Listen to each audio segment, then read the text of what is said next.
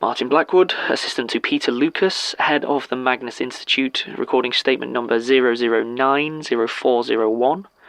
Statement of Adelard Dekker, taken from a letter to Gertrude Robinson, dated 4th of January, 2009. Statement begins. Gertrude, I wanted your opinion on an encounter I've had described to me recently, and given your recent dealing with Viscera, I would very much value your input. Good job on that, by the way.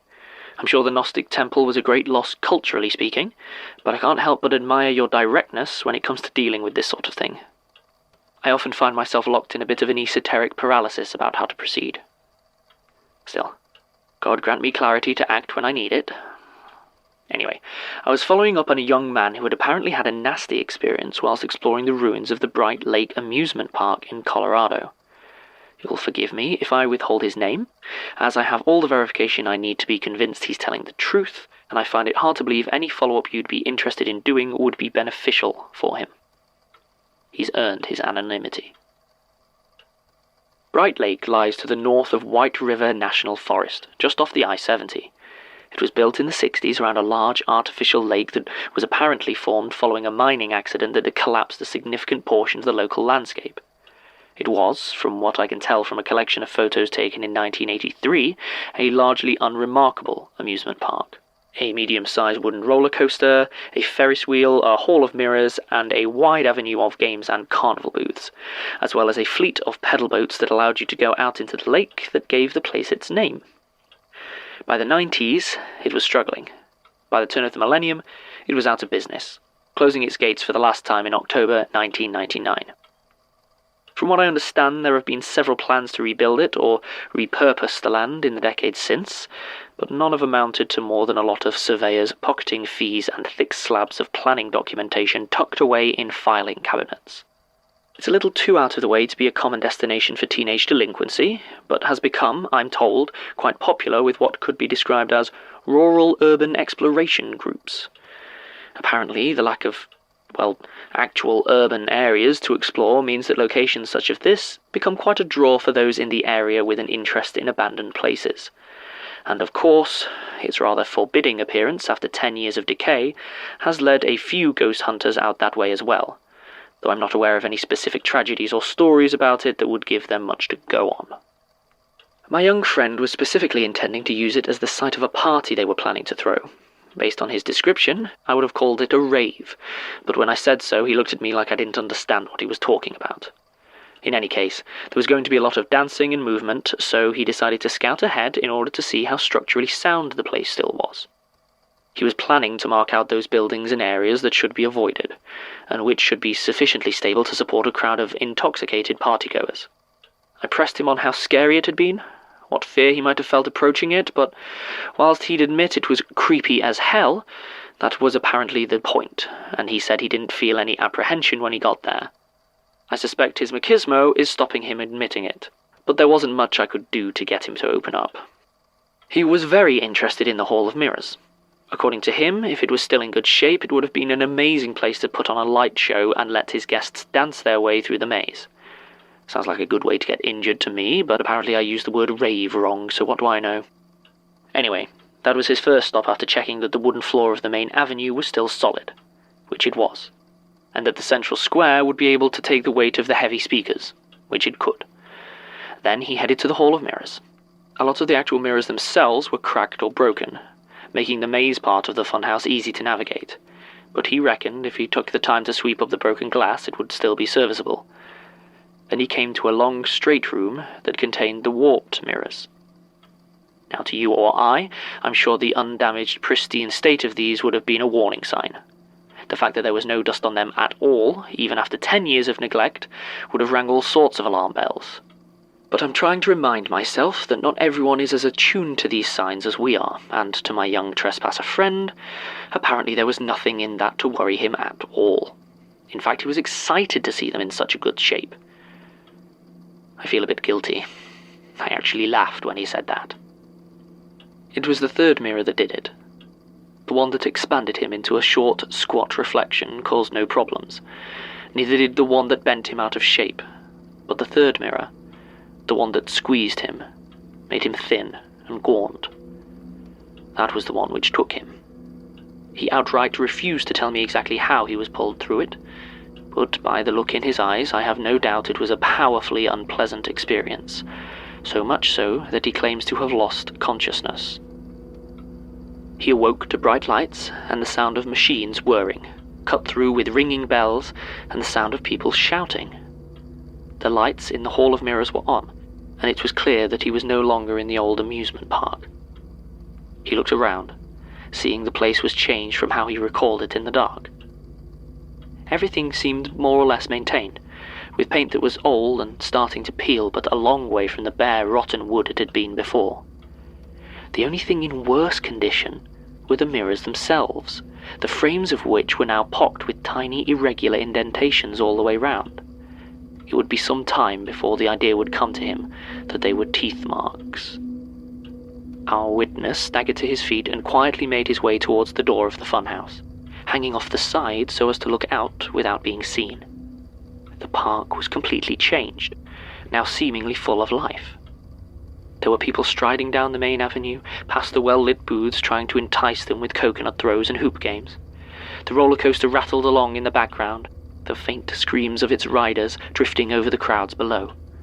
For a few seconds it seemed almost legitimately joyful. But as he watched, a certain wrongness began to become clear. Meaningless details if they were confined to a single punter, but all the park-goers seemed the same. The first was how baggy their clothes were.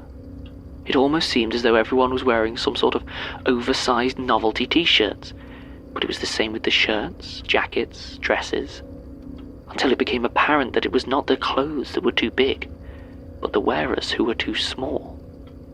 Their limbs were painfully thin to look at, their flesh stretched tight over jutting bones, and the fabric hung off them like great flaps of skin.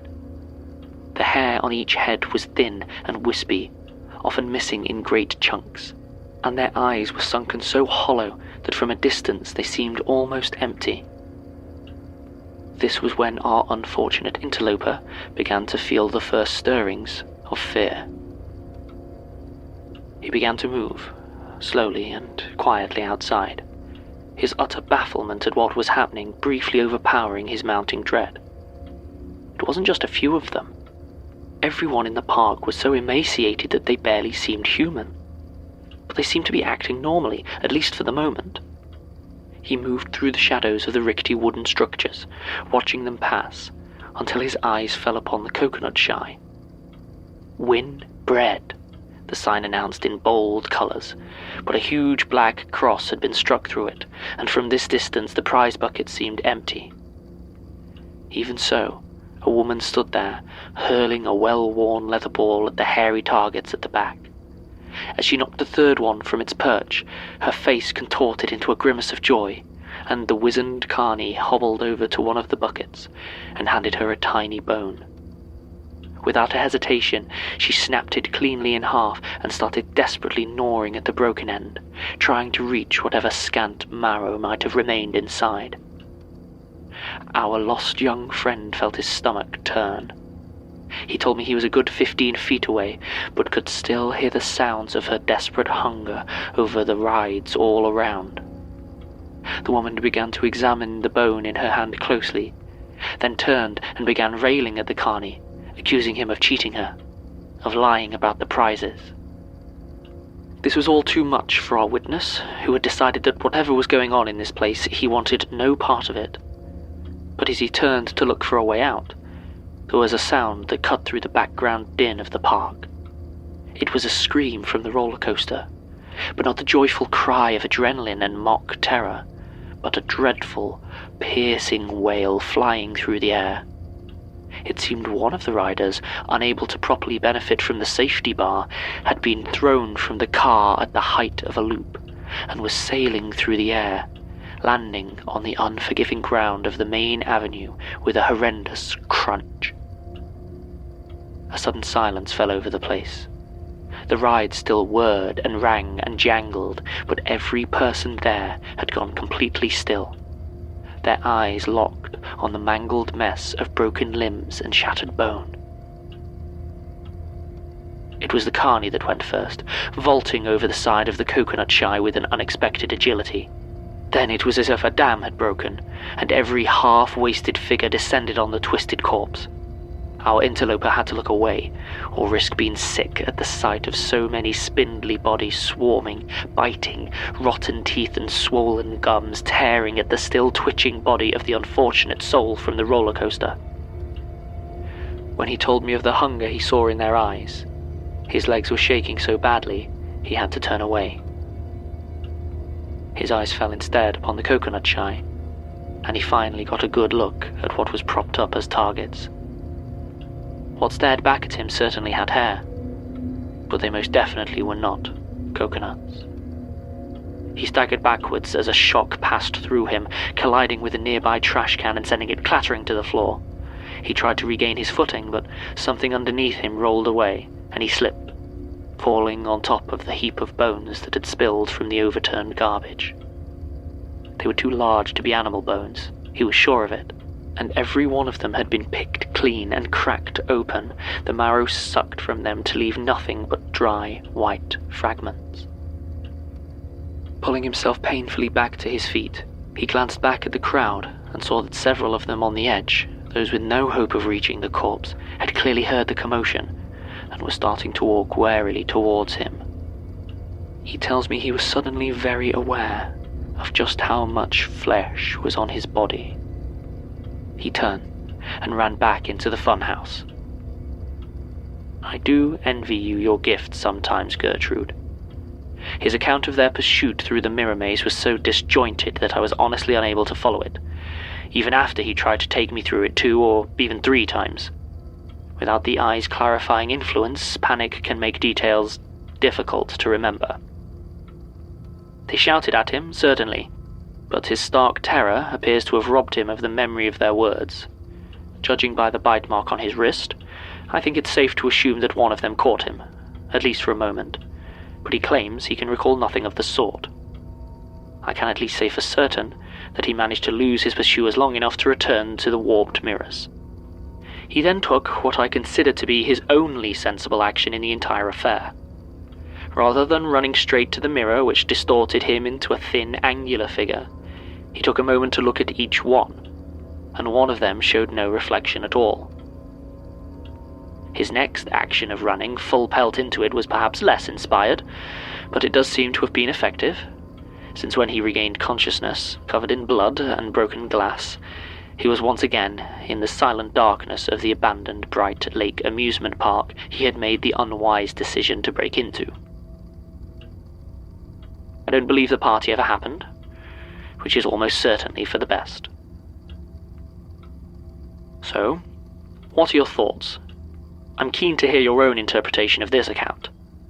My first assumption would have been the flesh, based on the cannibalism and strangeness of the bodies involved, but something about this idea of some sort of famine world, its location within a man-made ruin, the whole societal aspect of it. I'd be inclined to chalk this up as a genuine extinction manifestation. But I don't know. Am I drawing wild conclusions, trying to fit the account into my own preconceptions? Keen to know your feelings on the matter. Oh, one more thing. If you do try to follow up with my source, and I know you have your own ways of finding him should you wish, please be careful. He told me, near the end, that he had recently been worried he was being followed. He keeps catching glimpses of a thin figure in the distance, or disappearing around a corner, and I can't quite get past the detail that there was no reflection at all in the mirror he used to return. If my suspicions are correct, there's little either of us could do for him. But do take care, should you make contact. Statement ends. Another day, another extinction scare. The more things change, I guess.